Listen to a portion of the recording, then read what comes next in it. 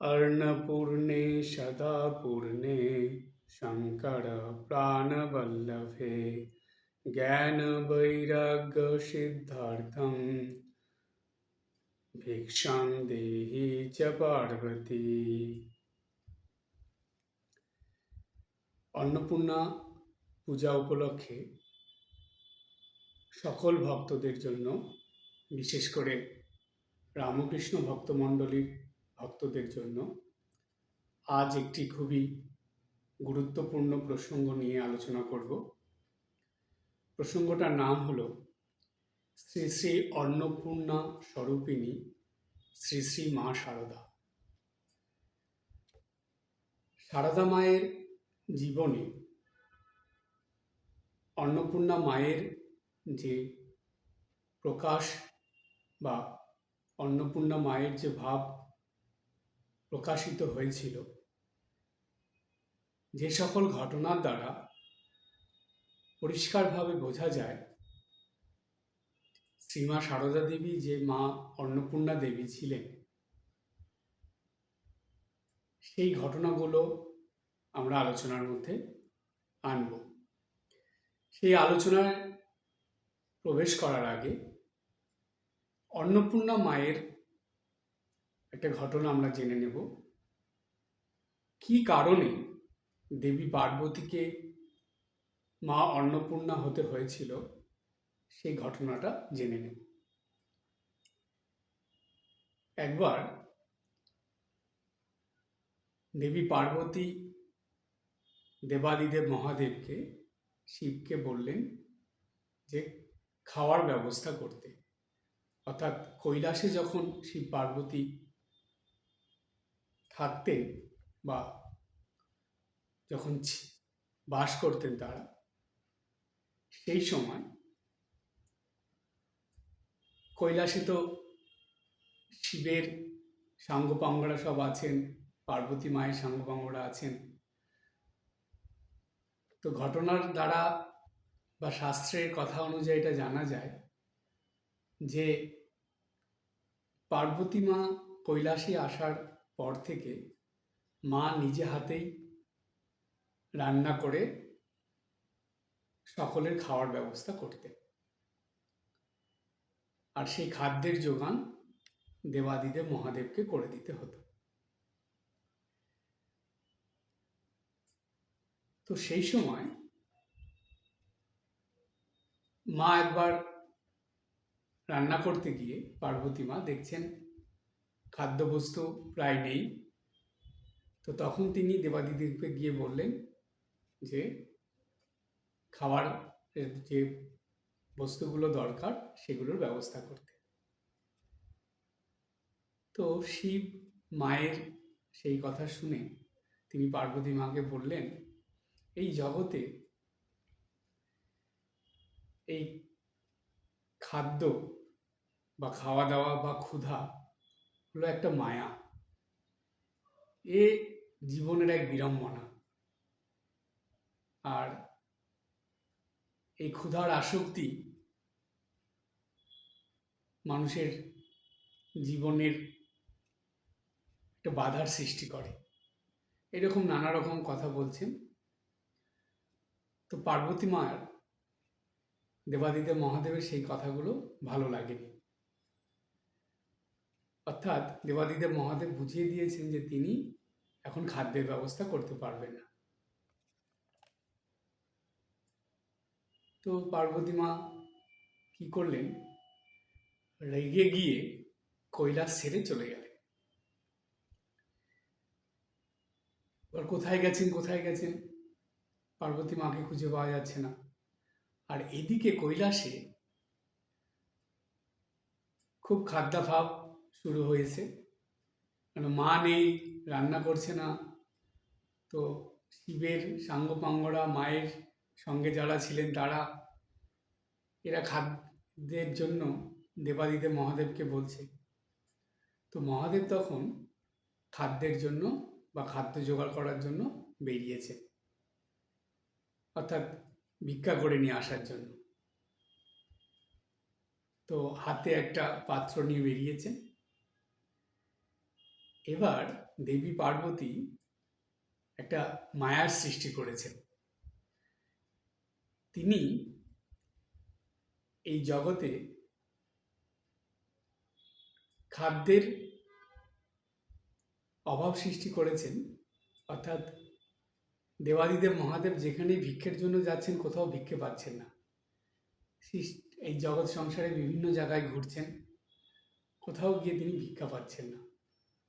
তো সেই সময় তিনি ঘুরতে ঘুরতে শুনতে পেলেন যে কাশীধামে সেখানে গেলে খাবার পাওয়া যাবে, খাদ্য মিলবে।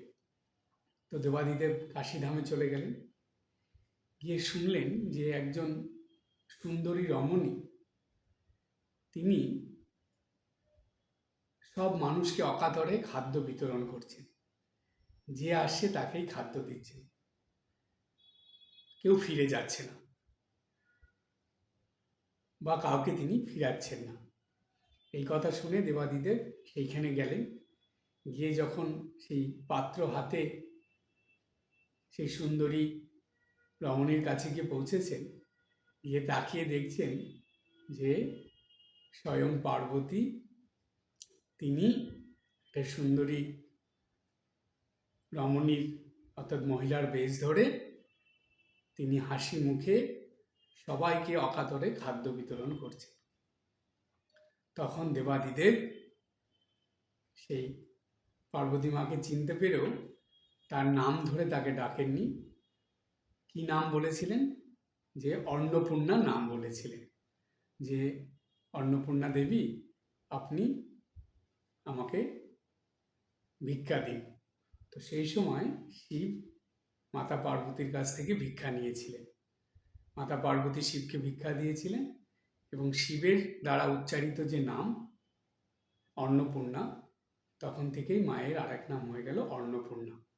এবং শিব তখন বলেছিলেন যে অন্নপূর্ণা মায়ের পূজা করলে, মায়ের স্তব স্তুতি করলে, মায়ের বন্দনা করলে, যে ভক্ত নিত্যদিন অন্নপূর্ণা মায়ের এই স্তব স্তুতি, বন্দনা, প্রার্থনা, মায়ের পূজা এগুলো করবেন, তাদের কখনো খাদ্যের অভাব অর্থাৎ অন্নের অভাব হবে না। তো তখন থেকেই কাশীধামে অন্নপূর্ণার পূজা শুরু হলো, নিত্য পূজা। এবং অন্নপূর্ণার মন্দির কাশীর খুব বিখ্যাত, আপনারা জানেন। এবং সেই কাশীর থেকেই ধীরে ধীরে এই সৃষ্টিতে বা এই জগতে, এই মর্তলোকে অন্নপূর্ণা মায়ের প্রচার হলো এবং পূজা শুরু হলো। এই অন্নপূর্ণা মায়ের ঘটনা থেকে কি শিক্ষা পাওয়া গেল?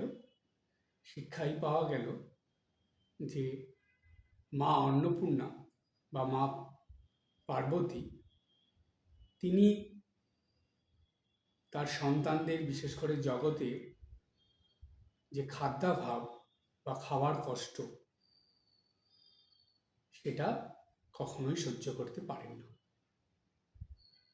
তাই শিবকে যখন বলেছিলেন খাবার জোগাড় করতে, শিব যখন করেননি, তখন শিবকে এটা বোঝানোর জন্যই দেবী পার্বতী এই লীলা করেছিলেন এবং অন্নপূর্ণা রূপ ধারণ করেছিলেন।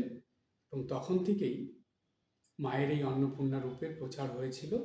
এবং অন্নপূর্ণার পূজার দ্বারা যে মানুষের জীবনে খাদ্যের অভাব হয় না কখনো, মানুষ যে অন্তত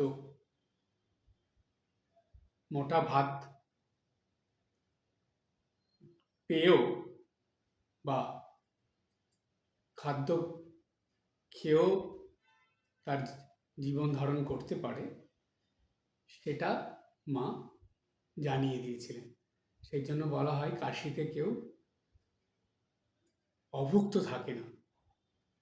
যেহেতু কাশীতে নিত্যদিন অন্নপূর্ণার পূজা হয়, তাই সবাই কাশীতে গেলে মায়ের কৃপাতে খাদ্যর পায়। এমনকি কাশী বাদ দিয়ে অন্য স্থানে হচ্ছে যেখানে যেখানে অন্নপূর্ণা মায়ের পূজা হয়, সে ভক্ত বাড়ি হোক, মন্দির হোক, যেই ক্ষেত্রে হোক না কেন, নিত্য পুজো বা প্রতি বছর অন্নপূর্ণা মায়ের খুব ভালো করে ধুমধাম করে পুজো হলে সেখানে কখনো খাওয়ার কষ্ট বা অন্ন কষ্ট থাকে না। তাই তো তিনি দেবী অন্নপূর্ণা বা মা অন্নপূর্ণা। এই অন্নপূর্ণা মায়ের ঘটনার যে শিক্ষা, সেটার আভাস বা পরিচিতি বা প্রসার আমরা পাই সারদা মায়ের জীবনে। তাই সারদা মায়ের জীবনের যে ঘটনাগুলো, সেগুলোর পরপর আলোচনার মধ্যে যাব। এরকম অনেক ঘটনা আছে যেখানে মায়ের অন্নপূর্ণা রূপের প্রকাশ ঘটেছে। তো সেই ঘটনাগুলো সব আলোচনার মধ্যে না গিয়ে বিশেষ কিছু ঘটনার আলোচনার মধ্যে যাব। শ্রীমা সারদা দেবীর জীবনে মায়ের জন্মের পর থেকেই, যখন মা একটু বড় হয়েছে, মায়ের বয়স 5 বছর হয়েছে, সেই সময়ের ঘটনা। তখন জয়রামবাটিতে খুব দুর্ভিক্ষ দেখা হয়েছিল। সেই দুর্ভিক্ষের সময় মানুষের যে অবস্থা হয়, করুণ অবস্থা, খাদ্যের অভাব হয়, সেটা তো আমাদের সবাই জানা। সেই যে ঘটনাটা ঘটেছিল বা দুর্ভিক্ষ হওয়ার ফলে মানুষের কি করুণ অবস্থা হয়েছিল, এবং তখন অন্নপূর্ণা স্বরূপিণী শ্রী সারদা দেবী কি করেছিলেন বা তিনি কিভাবে তার কৃপার দ্বারা মানুষের এই ক্ষুধার কষ্ট দূর করেছিলেন, সেই ঘটনার মধ্যে যাব এবং সেটা শ্রীমা সারদা দেবীর নিজস্ব উক্তির থেকে জেনে নেব। মা কি বলেছিলেন নিজে মুখে এই দুর্ভিক্ষের ঘটনা সম্বন্ধে, মা কি বাণী শুনিয়েছিলেন, সেটার মধ্যে যাব। মা বলছেন, একবার সেখানে মানে জয়রামবাটিতে কি দুর্ভিক্ষই লাগলো, কত লোক যে না খেতে পেয়ে আমাদের বাড়ি আসতো। আমাদের আগের বছরের ধান মড়াই বাঁধা ছিল। বাবা সেই সব ধানে চাল করিয়ে কলাইয়ের ডাল দিয়ে হাঁড়ি হাঁড়ি খিচুড়ি রাঁধিয়ে রাখতেন। বলতেন, বাড়ির সবাই এই খাবে, আর যে আসবে তাকেও দেবে। আমার সারদার জন্য খালি ভালো চালের 2টি ভাত করবে, সে আমার তাই খাবে। একদিন এমন হতো, এত লোক এসে পড়তো যে খিচুড়িতে কুলোতো না, তখনই আবার চড়ানো হতো। আর সেই গরম খিচুড়ি সব সেই ঢেলে দিল। শিগগির জুড়োবে বলে আমি 2 হাতে বাতাস করতুম। আহা, খিদের জ্বালায় সকলে খাবার জন্য বসে আছে। একদিন একটি বাগদি না ডোমের মেয়ে এসেছে। মাথায় চুলগুলো ঝাঁকড়া ঝাঁকড়া হয়ে গেছে, তেলের অভাবে চোখ উন্মাদের মতো। ছুটে এসে গরুর ডাবায় সে কুড়ো ভেজানো ছিল, তাই খেতে আরম্ভ করছে। এত যে সকলে ডাকছে বাড়ির ভিতরে এসে খিচুড়ি খা, তা আর ধৈর্য মানছে না। খানিকটা কুড়ো খেয়ে তবে কথা তার কানে গেল। এমন ভীষণ দুর্ভিক্ষ। সেই বছর দুঃখ পেয়ে তবে লোকে ধান মড়ায়ে রাখতে আরম্ভ করলে। কি সুন্দর ঘটনা, যেখানে শ্রীমা সারদা দেবী সেই যে অন্নপূর্ণা হয়ে আসার পরে, অর্থাৎ মায়ের জন্মের পরে জয়রামবাটিতে চাষবাসের যে উন্নতি হয়েছিল, প্রাকৃতিক সৌন্দর্য বেড়েছিল, এটা তো আমরা জানি। সেই সময় দেখুন, দুর্ভিক্ষর আগে মায়ের বাবা তিনি সেই বাড়িতে ধান সব মড়াইয়ের মধ্যে রেখে দিয়েছিলেন এইরকম যখন দুর্ভিক্ষ লাগলো, তখন গ্রামের মধ্যে, সেই জয়রামবাটি গ্রামে, শুধু মায়ের বাবাই, তিনি বাড়িতে বলে এই চালের সঙ্গে কলাইয়ের ডাল মিশিয়ে হাঁড়ি হাঁড়ি খিচুড়ি রাঁধিয়ে রাখতেন। যারা আসতো খাওয়ার জন্য, কেউ জানি ফিরে না যায়, সবাইকে পেট ভরে খাইয়ে দিতেন। শ্রীমা অর্থাৎ সারদা মা সেই সময়কার যে ঘটনা বলেছেন, সেটা শুনে আর সেটাকে ব্যাখ্যা করার প্রয়োজন হয় না যে স্বয়ং অন্নপূর্ণা মাই এই দুর্ভিক্ষের সময় এই মানুষদের খিদের জ্বালা দূর করেছিলেন। তারা পেট ভরে খাওয়ার পেয়েছিল, এমনকি গরম খিচুড়ি খেতে পারছে না বলে মা সেই ছোট বয়সে ছোট ছোট হাতে হাওয়া দিয়ে তাদের খাওয়ার ঠান্ডা করে দিচ্ছেন, যাতে তারা শান্তি মতন খেতে পারে। এবং সেই সঙ্গে মা বলছেন যে সেই বছর দুঃখ পেয়ে তবে লোকে ধান মড়ায়ে রাখতে আরম্ভ করল। অর্থাৎ তারপর থেকে জয়রামবাটিতে আর দুর্ভিক্ষের ঘটনা ঘটেনি। আর দুর্ভিক্ষ যদি কখনো এরকম হয়েওছে, কিন্তু মানুষের অসুবিধা হয়নি, যেহেতু মড়াইতে তারা ধান রেখে দিয়েছিল। তাহলে অন্নপূর্ণা মা অর্থাৎ সারদা মা, তিনি সেই ঘটনার যে বর্ণনা দিয়েছেন, তাতে করে দুটো জিনিস পরিষ্কার বোঝা গেল যে মা তো ক্ষুধার জ্বালা মিটিয়ে দিলেন, সেখানকার মানুষদের খাদ্যাভাবে তাদের মৃত্যু হয়নি বা খাদ্যাভাবে তাদের কষ্ট হয়নি, সেটা তো পূরণ করে দিয়েছেন। এবং সেই সঙ্গে তাদের একটা শিক্ষাও হয়ে গেল যে না, এবার থেকে বাড়িতে মড়াইয়ের মধ্যে ধান সঞ্চয় করে রাখতে হবে। এই ছোটবেলার এই ঘটনার মধ্যে দিয়ে শ্রীমা সারদা দেবীর অন্নপূর্ণার রূপ প্রস্ফুটিত হয়ে উঠেছিল। এরপরে সারদা দেবীর জীবনের আরও অন্নপূর্ণার রূপ কিভাবে ফুটে উঠেছিল, মা বলছেন, নিজে মুখে বলছেন মা, ভাইদের নিয়ে গঙ্গায় নাইতে যেতুম। আমোদর নদী ছিল যেন আমাদের গঙ্গা। গঙ্গা স্নান করে সেখানে বসে মুড়ি খেয়ে আবার ওদের নিয়ে বাড়ি আসতো। আমার বরাবরই একটু গঙ্গাবাই ছিল। ছেলেবেলায় গঙ্গা নাইতে যেতুম, অর্থাৎ আমোদর নদে নাইতে যেতুম। গলা সমান জলে নেমে গরুর জন্য দল ঘাস কেটেছি। খেতে মুনিশদের জন্য মুড়ি নিয়ে যেতুম।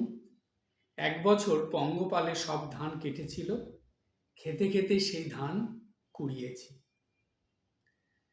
স্বয়ং অন্নপূর্ণা মা তো, তাই দেখুন ছোট ছোট ভাই বোনদের সেই নাইতে গিয়ে সেখানে যাতে খাওয়ার অসুবিধা না হয়, কারণ স্নান করার পরে তো খিদে পেয়ে যায়, তো সেইখানে আমোদর নদে সেখানে স্নান করতেও যেত, আবার সেখানে স্নানের পরে বসে বসে ছোট ভাই বোনদের বা ভাইদের মুড়িও খাওয়াতো। তাদের ক্ষুধা মিটালেন মা। তারপরে আবার বলছে যে গরুদের জন্য, বাড়িতে গরু ছিল, তাদের খাবারের ব্যবস্থা করার জন্য ঘাস কেটে আনতে। এরপর আবার বলছেন যারা খেতে কাজ করত তাদের জন্য খাবার নিয়ে যেতেন, মুড়ি নিয়ে যেতেন। তারা কাজ করছে, খাওয়ার অভাব, খাওয়ার কষ্ট যাতে তাদের না হয়, সেই জন্য মুড়ি নিয়ে যেতেন। আবার বলছেন যে পঙ্গপালে ধান কেটে দিয়ে নষ্ট করে দিচ্ছে, তাই খেতে খেতে সেই ধান কুড়িয়েছি। অর্থাৎ মায়েদের ক্ষেত ছিল, সেখানে গিয়ে ধান কুড়িয়ে এনে এনে সেগুলো রাখতে। তাহলে এই ঘটনার মধ্যে থেকেও অন্নপূর্ণা মায়ের রূপের প্রকাশ ঘটে, যে মা শুধু নিজের কথা ভাবছেন সেরকম নয়, মা নিজের কথা বরং না ভেবে ভাই বোনদের কথা,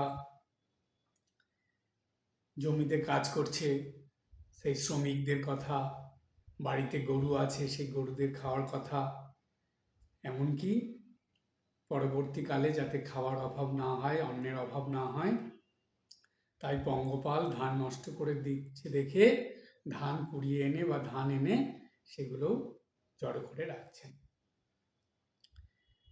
এই ঘটনার দ্বারা মায়ের অন্নপূর্ণা রূপের প্রকাশ সেই ছোটবেলার থেকেই ঘটেছিল।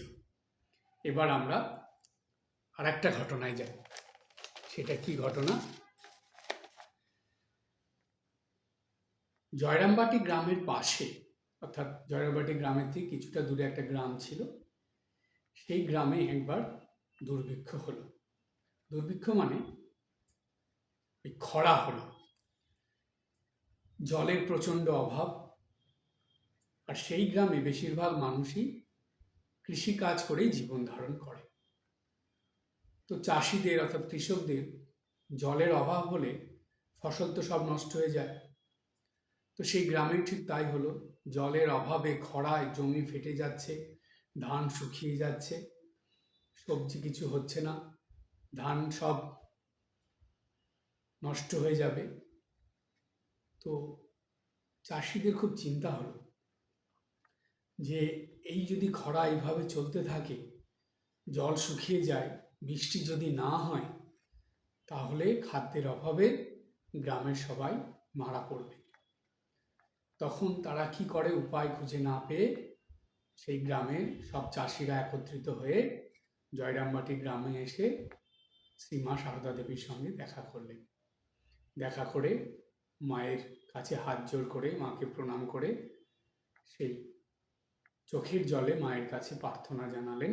মাকে বললেন যে মা, এইরকম অবস্থা, এইরকম যদি খরা চলে, একটু বৃষ্টি যদি না হয়, জল যদি না পাওয়া যায়, তাহলে আর কিছুদিনের মধ্যে খাদ্যের অভাব দেখা দেবে এবং এই খাদ্যের অভাবে দুর্ভিক্ষে আমরা গ্রামের সবাই না খেতে পেয়ে মরব। আপনি একটা কিছু ব্যবস্থা করুন। চাষিদের এই কাতর প্রার্থনায়, চাষিদের এই কষ্টে, এই করুণ অবস্থায় শ্রীমা সারদা দেবী স্বয়ং অন্নপূর্ণা মা তিনি আর স্থির থাকতে পারলেন না। তিনি তখন হাত জোড় করে ঠাকুরের কাছে প্রার্থনা করলেন, জানালেন এবং চাষিদের বললেন যে ফিরে যেতে, যে ঠাকুর কিছু একটা ব্যবস্থা করবেন। তো মা সেইভাবে চোখের জলে ঠাকুরের কাছে প্রার্থনা করে ঘরের ভিতরে গিয়ে বসলেন। সেই দিনই রাতের বেলা চাষিরা শুনতে পেল মেঘ গর্জনের শব্দ। তারা ঘর থেকে বাইরে বেরিয়ে এসে দেখছে আকাশে কাল মেঘে ভর্তি, মেঘ গর্জন হচ্ছে, বিদ্যুৎ চমকাচ্ছে এবং রাতে এমন মুষলধারে বৃষ্টি হলো যে সেই গ্রামের সব পুকুর, ডোবা, খাল, বিল যা ছিল সব জলে ভরে গেল এবং জমিতে যেই জলের অভাব ছিল সেগুলো সব পূর্ণ হয়ে গেল। আবার সেই ধান চাষের সুবিধা হয়ে গেল, ফসল সব যেগুলো শুকিয়ে যাচ্ছিল সেগুলো জীবিত হয়ে উঠল। অর্থাৎ যেন একটা অদ্ভুত পরিবর্তন ঘটে গেল। চাষিরা এত খুশি, এত আনন্দিত হলো, পরের দিন গ্রামে যেন উৎসব লেগে গেল।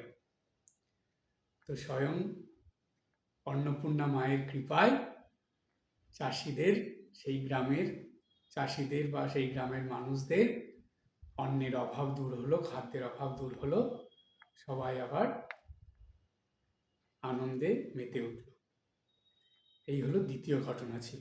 এখন 3 নম্বর ঘটনার মধ্যে যাই। 3 নম্বর ঘটনাটা হলো জয়রামবাটিরই ঘটনা। জয়রামবাটিতে পুণ্যপুকুর আছে। সেই পুণ্যপুকুরে অনেক মাছ সেই সময় ছিল, এখনো আছে। মা যখন ছিলেন সেই সময় পুণ্যপুকুরে প্রচুর মাছ হয়েছিল। তো বড়দা মহারাজ একদিন সকালবেলা সেই পুণ্যপুকুরে নেমে মাছ ধরছেন। তো শরৎ মহারাজ তখন জয়রামবাটিতে ছিলেন। শরৎ মহারাজ সকালবেলা হাঁটতে হাঁটতে পুকুরের ধারে এসেছেন, এসে দেখছেন যে বড়দা মহারাজ মাছ ধরছে আরো কয়েকজনকে নিয়ে। শরৎ মহারাজ বলছেন, বাহ, মাছ ধরছো, ধরো ধরো, বেশি করে মাছ ধরো, আজকে খুব খাওয়া হবে, খুব ভুরি ভোজ হবে, একদম মাছ ছেড়ে দিবি না, যা মাছ পাবি সব উঠে নিয়ে আসবি। তো শরৎ মহারাজ বলেছেন দেখে সবাই মিলে খুব আনন্দ করে মাছ ধরেছে। প্রচুর মাছ ধরা হয়ে গেছে, অনেক মাছ ধরে এনেছে। এবার মাছ ধরে আনার পর শরৎ মহারাজকে যখন জানানো হলো, শরৎ মহারাজ গিয়ে দেখছে, বাপরে, তো অনেক মাছ এনে নিয়ে ধরে ফেলেছে। শরৎ মহারাজ বলছে যে, কিরে, এত মাছ ধরে ফেললি, এত মাছ কি করে রান্না হবে? এই মা যদি জানে তাহলে কি হবে বলতো? তখন বড়দা মহারাজ বলছেন শরৎ মহারাজকে যে, বাহ, আপনি তো বেশ ভালো মশাই, আমাদের মাছ ধরতে বলে বেশি করে মাছ ধর বললেন, আমরা বেশি করে মাছ ধরলাম, আর আপনি এখন বলছেন যে এত মাছ কেন ধরলি, মা জানলে কি হবে? না, এরকম বললে চলবে না, এখন আপনাকে কিছু ব্যবস্থা করতে হবে।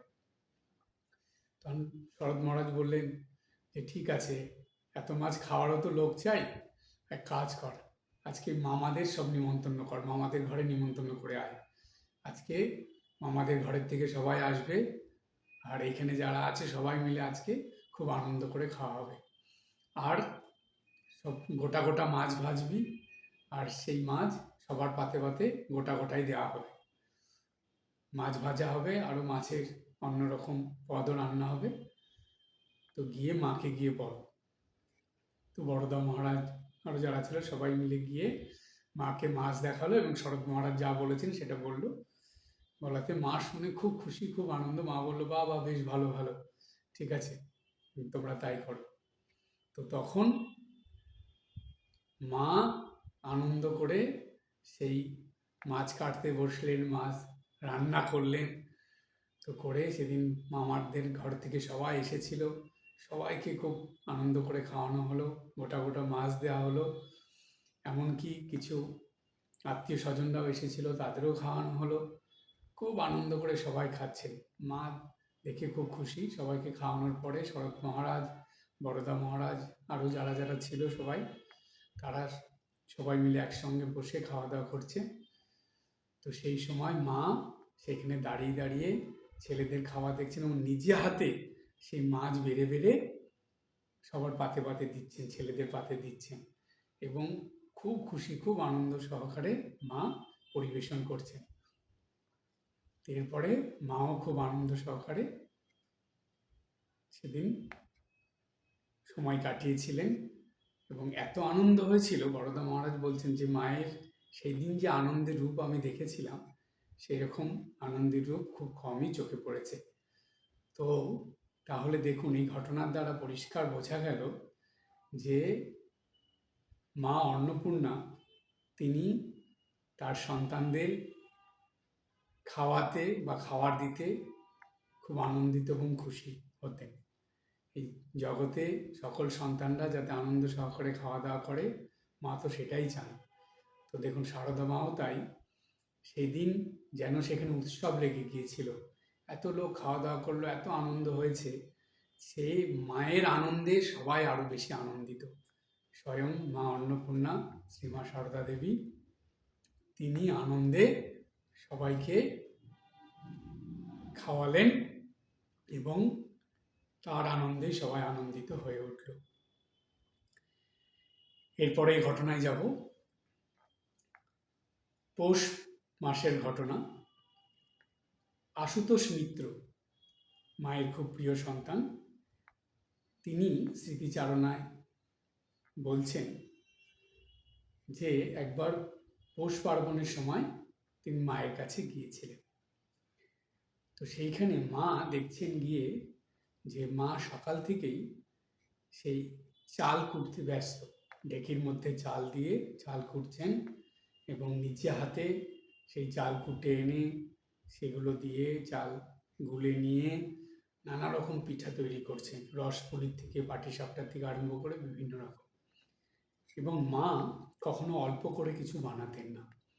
বিশেষ করে কোনো এই বিশেষ পুজো পার্বণ অনুষ্ঠানে যখন কিছু বানাতেন, তখন অনেকটাই বেশি পরিমাণে করতেন। কেন? কারণ সেই জয়রামবাটিতে যারা ছিল, শুধু যে তাদেরকে মা দিতেন তা নয়, মায়ের কাছে বাইরে বাইরের থেকে যত ভক্ত সন্তানরা আসতেন, সেই সময় সবাইকে মা সেগুলো খাওয়াতেন, দিতেন এবং মন ভরে খাওয়াতেন। তাই মা কখনো অল্প করে কিছু বানাতেন না, সব সময় বেশি বেশি করে বানাতেন এবং সবাইকে খাওয়াতে ভালোবাসতেন। নিজের খাওয়ার দিকে কখনো খেয়াল করতেন না। নিজে কখনো খেলেন কি খেলেন না, পেলেন কি পেলেন না, সেই দিকে তার কোনো হুঁশ থাকতো না। তিনি সকলকে খাইয়ে তবে হয়তো একটু মুখে দিতেন। তো সেই রকমই আশুতোষ মিত্র বলছেন যে মা এত আনন্দ সহকারে সেদিন মানে পিঠে পুলি বানিয়েছিলেন যে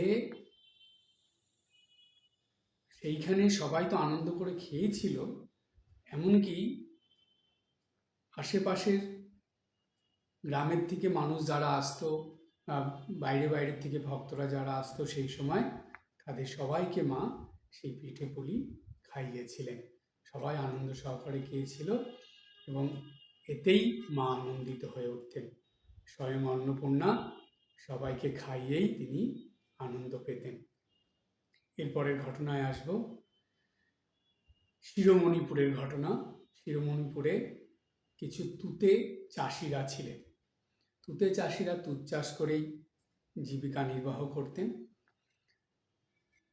একবার তুতের দাম এত কমে গিয়েছিল যে তখন তো ইংরেজ সরকার, তারা তুতের দাম দিতে চাইতো না। চাষিদের খুব ক্ষতি হতো, তারা তাদের যে টাকা খরচ করতো তুত চাষের পিছনে, সেটাই উঠে আসতো না।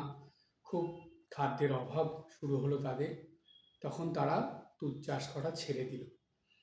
এখন যখন তুত চাষ করা ছেড়ে দিল, তাদের সংসার পরিবার চলবে কী করে? অভাবের তাড়নায় তারা কি করলো? তারা ডাকাতি শুরু করে দিল। চুরি করতো, ডাকাতি করতো, ছিনতাই করতো, এইসব শুরু করে দিল। কি করবে? খাদ্যের অভাব, পেটের জ্বালা তো মেটাতে হবে।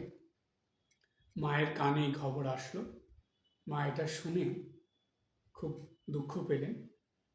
তারপরে তিনি স্বয়ং অন্নপূর্ণা কিনা, তো তার সন্তানদের খাওয়ার অভাব তো মেটাতে হবে, কিন্তু অন্যায়ভাবে তারা খাওয়ার অভাব মেটাচ্ছে বা খাওয়ার জোগাড় করছে, এটাও তো মা সহ্য করতে পারছেন না। তাই সেই শিরোমণিপুরে তুতে চাষিদের যারা ডাকাতে পরিণত হয়েছিল, তাদেরকে মা খবর পাঠিয়ে ডাকিয়ে আনলেন। তারা এসেছিল মায়ের কাছে। মা তাদের কাছ থেকে সব শুনে তাদেরকে কাজের ব্যবস্থা করে দিলেন। তারা তখন মায়ের বাড়িতে এসে মায়ের দেওয়া কাজ তারা করতেন এবং সেইখানেই তারা টাকাও পেতেন এবং খাওয়ারও পেতেন। এইভাবে তারা বেশ কিছুদিন মায়ের কাছে এসে কাজ করে করে সম্পূর্ণ তাদের মনোভাব পরিবর্তন হয়ে গেল। তারা সেই চুরি, ডাকাতি, ছিনতাই বা অন্যায়ভাবে যে খাদ্য জোগাড় করা, সেটা ছেড়ে দিলেন। দিয়ে তারা সৎ পথে রোজগার করে খাবার জোগাড় করতে শুরু করেছিলেন। তো মায়ের কাছে সেরকম পরিবর্তন হয়ে গেল। জয়রামবাটির মানুষরা তাদেরকে দেখে বলতেন যে দেখো, এই ডাকাতরা মায়ের কাছে এসে ভক্ততে পরিণত হয়ে গেল, অর্থাৎ ডাকাত থেকে তারা ভক্ত হয়ে গেল। স্বয়ং মা অন্নপূর্ণা তাদের অন্নের অভাব মিটিয়ে তাদের জীবন পরিবর্তন করে দিলেন। তিনি শুধু পেটের জ্বালাই মেটালেন না, বা পেটের অশান্তি বা পেটের যে প্রয়োজনীয়তা সেটাই মেটালেন না, তাদের মনের ক্ষুধাও মেটালেন। পেটের ক্ষুধাও মেটালেন, মনের ক্ষুধাও মেটালেন, অর্থাৎ তাদের অন্নের অভাব দূর করে তাদের মনোভাবও পরিবর্তন করে দিলেন। তাই শ্রীমা সারদা দেবী এই অন্নপূর্ণা রূপের আরেকটার প্রকাশ বা আরেক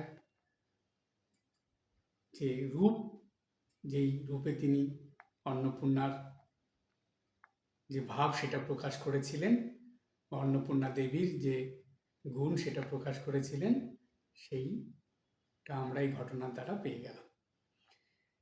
এরপরে আসবো 1998 সালে একটা ঘটনায়। 1998 সালে উড়িষ্যায় খুব দুর্ভিক্ষ হয়েছিল। সেই দুর্ভিক্ষতে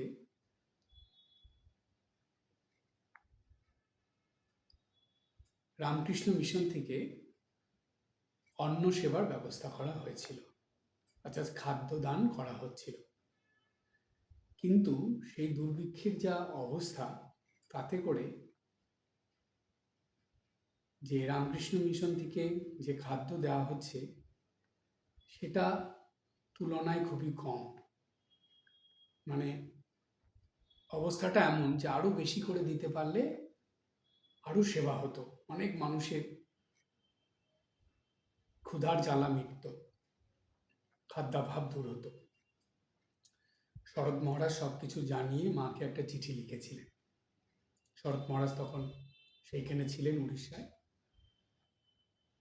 তো রামকৃষ্ণ মিশন থেকে এরকম সেবা কাজ হচ্ছে, যতটা সম্ভব করছে, কিন্তু আরও হলে ভালো হতো, এসব নানা রকম জানিয়ে, সেই দুর্ভিক্ষে মানুষের করুণ অবস্থার কথা জানিয়ে মার কাছে যখন চিঠি দেওয়া হলো, মা সেই চিঠির কথা শুনে মায়ের চোখে জল, মা তখন দু চোখ জলে ভরে গিয়ে ঠাকুরের কাছে খুব প্রার্থনা করলেন এবং শরৎ মহারাজকে জানালেন যে এই সেবা কাজ চালিয়ে যেতে, অন্ন সেবা যেটা চলছিল সেটা বললেন ঠাকুরের কৃপায় সব ঠিক হয়ে যাবে। কিন্তু স্বয়ং অন্নপূর্ণা যখন এটা জেনেছেন, তখন এটা তো ঠিক হবেই, এ তো অবধারিত। তো তখন কি হলো, বিভিন্ন জায়গার থেকে সেই রামকৃষ্ণ মিশনের সেবা কার্যে সাহায্য আসতে শুরু হলো এবং সেই যে অন্ন সেবার বা খাদ্য দানের যে কাজটা চলছিল, খাদ্য বিতরণের, সেটা আরও বড় আকার ধারণ করলো। আরও বেশি মানুষকে খাদ্য তখন বিতরণ করা শুরু হলো। এটা মায়ের আশীর্বাদ কৃপাতেই হয়েছিল। তাই এই ঘটনার দ্বারাও শ্রীমা সারদা দেবীর অন্নপূর্ণা রূপে প্রকাশ ঘটেছিল। এরপরে আসবো কাশীপুরের ঘটনায়। কাশীপুরে ঠাকুরের সন্তানরা রয়েছেন, ঠাকুরের সেবা চলছে, শ্রীমা সারদা দেবীও সেইখানে আছেন। তো সেইখানকার বিখ্যাত ঘটনা একটা আমরা জানি, যে সেইখানে ঠাকুরের ত্যাগী সন্তানদের ঠাকুর নিজে হাতে গেরুয়া বস্ত্র দান করেছিলেন। তো সেই সময় গেরুয়া বস্ত্র দানের পর ঠাকুর তার ত্যাগী সন্তানদের ভিক্ষার জন্য পাঠিয়েছিলেন, বলেছিলেন যে ভিক্ষা করে এনে সেই ভিক্ষার অন্ন খেতে হবে। তো যেদিন প্রথম ভিক্ষায় যাবেন, নরেন্দ্রনাথ, রাখাল, লাটু, আরও সব, শরৎ মহারাজ, সবাই রয়েছেন, শরৎ, শশী, তারা সবাই ভিক্ষায় যাবেন। কিন্তু সবার আগে ঠাকুর বললেন যে শ্রী মায়ের কাছ থেকে ভিক্ষা নিয়ে তারপরে ভিক্ষায় যেতে। নরেন্দ্রনাথ, অর্থাৎ তখন নরেন্দ্রনাথ, পরে তিনি স্বামী বিবেকানন্দ হয়েছিলেন, তো নরেন্দ্রনাথ সহ ঠাকুরের আর সব সন্তানরা, তারা সবার প্রথমে শ্রীমা সারদা দেবীর কাছে গেলেন ভিক্ষা নিতে। তো মা তার সেই ত্যাগী সন্তানদের ভিক্ষা দিয়েছিলেন। সেদিন থালায় করে একটু চাল এবং 1 টাকা, অর্থাৎ 16 আনা দিয়েছিলেন। তো সেই ভিক্ষা নিয়ে আনন্দের সঙ্গে নরেন্দ্রনাথ এবং ঠাকুরের আর সব সন্তানরা সবাই মিলে তারা ভিক্ষায় চলে গিয়েছিল। তো এইখানে এই ঘটনার পরিপ্রেক্ষিতে প্রশ্ন আসে মনে যে ঠাকুর সবার প্রথমে শ্রীমা সারদা দেবীর কাছে কেন ভিক্ষা নিতে বলেছিলেন। কারণ ঠাকুর জানতেন যে মায়া স্বয়ং অন্নপূর্ণা, তাই অন্নপূর্ণা যদি খুশি হয়ে তার ছেলেদের ভিক্ষা দেয় তাহলে তাদের আর জীবনে কখনো এই ভিক্ষার অভাব হবে না। আর স্বয়ং অন্নপূর্ণার কাছে যখন ঠাকুরের সন্তানরা গেলেন তখন অন্নপূর্ণা রূপিণী শ্রীমা সারদা দেবী তিনি কি করলেন, অন্ন দিলেন, চাল দিলেন এবং 16 আনা দিলেন। 1 টাকা দিলেন মানে 16 আনা পূর্ণ করে দিলেন। অর্থাৎ মা যে তাদের জীবনের এই যে ভিক্ষার যে দিকটা, সেটা যে তাদের যে কোনো অসুবিধা হবে না সেইটাই বুঝিয়ে দিলেন, যে তাদের ভাতের অভাব কখনো হবে না এবং মানে খাদ্যের অভাব হবে না, এবং সেই সঙ্গে আগামী দিনে তারা এই অর্থ যেটা এই খাদ্যের জন্য দরকার সেই অর্থও তারা পেয়ে যাবে। পরে পরে আমরা দেখি মায়ের সেই ভিক্ষার দানে আজকে শ্রী রামকৃষ্ণ মঠ মিশন কোথায় গিয়ে পৌঁছেছে। সুতরাং মা অন্নপূর্ণা রূপিণী শ্রীমা সারদা দেবী তিনি প্রথম ভিক্ষা দিয়ে এই ত্যাগী সন্তানদের জীবনের ভিক্ষের অভাব মিটিয়ে দিয়েছিলেন। এরপরে যখন সঙ্ঘ শুরু হয়েছিল তখন আমরা পাই যে মা বুদ্ধগয়ায় গিয়েছিলেন। সেখানে গিয়ে সে বিখ্যাত ঘটনা, মা সেই বুদ্ধগয়ায় গিয়ে বুদ্ধ সাধুদের জীবনযাত্রা দেখে মা তখন তার এই ত্যাগী সন্তানদের জীবনের কথা মনে করছিলেন। মনে করে করে তিনি চোখের জলে ঠাকুরের কাছে খুব প্রার্থনা করেছিলেন।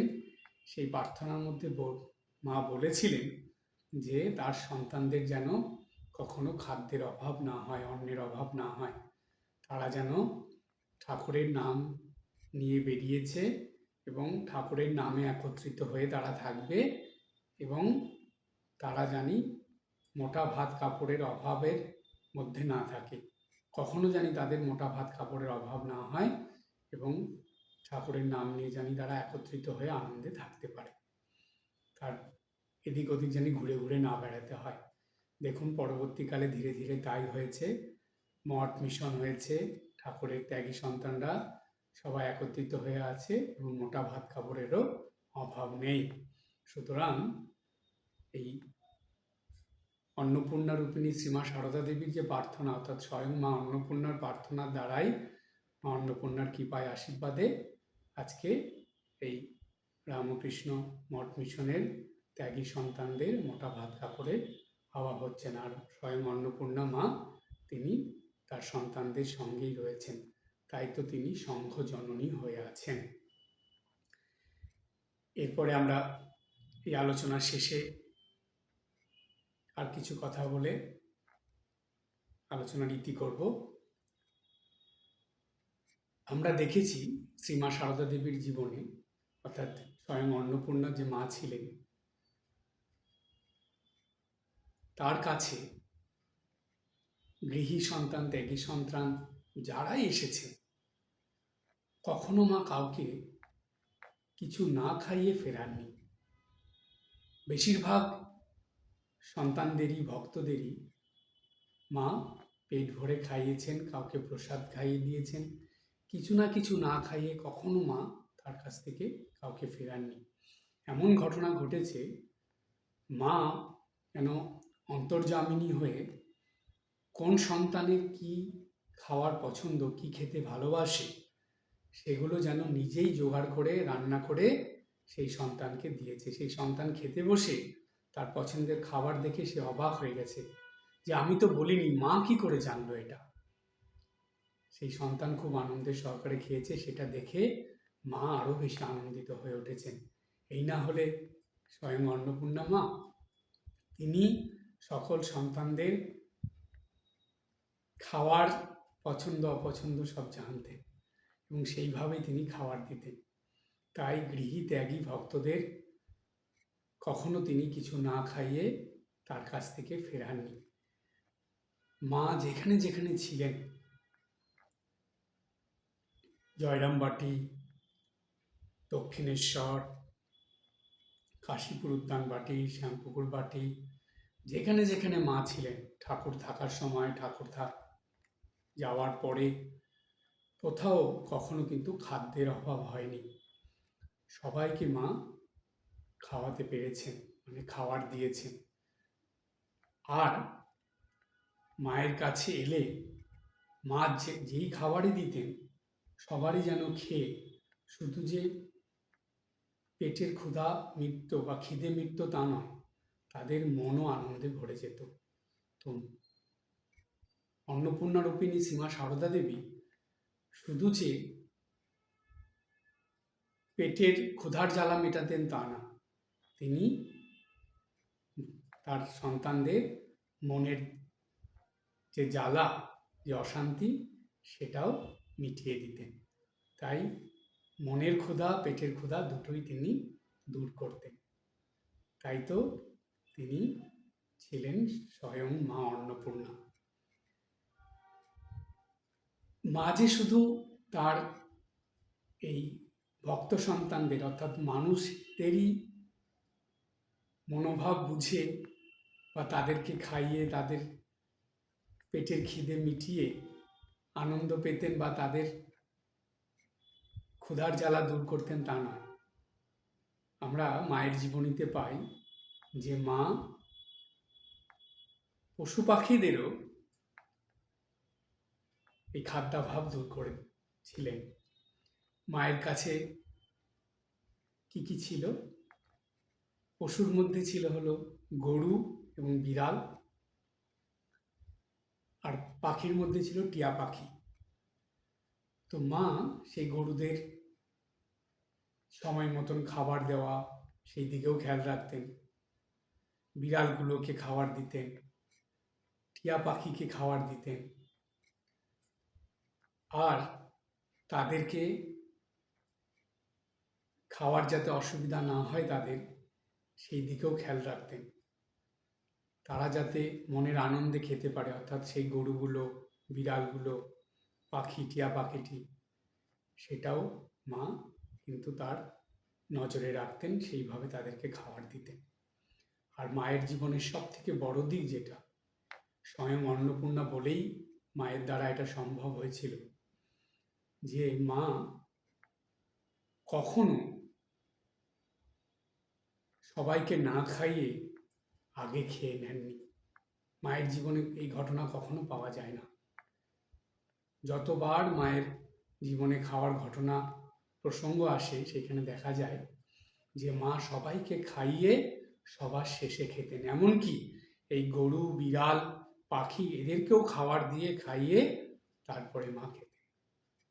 সুতরাং এই অন্নপূর্ণা স্বরূপিণী শ্রী সারদা দেবী, তিনি যে তার জীবনের মধ্যে দিয়ে স্বয়ং অন্নপূর্ণা মায়ের যে গুণ, যে রূপ, সেটা ফুটিয়ে তুলেছিলেন, এই ঘটনাগুলোর মধ্যে দিয়ে আমরা সেটা পরিষ্কারভাবে বুঝতে পারলাম। তাই মায়ের এই ঘটনাগুলো একটু ভালো করে চিন্তা করলে এটা খুবই পরিষ্কারভাবে বোঝা যায় এবং নির্দ্বিধায়, নিঃসন্দেহে, জোর গলায়, দৃঢ়ভাবে বলা যায় যে না, শ্রীমা সারদা দেবী ছিলেন স্বয়ং শ্রীমা অন্নপূর্ণা। তাই আমরা জানি শ্রীমা সারদা দেবীকেই অন্নপূর্ণা মা হিসাবে প্রণাম করতে পারি। এবং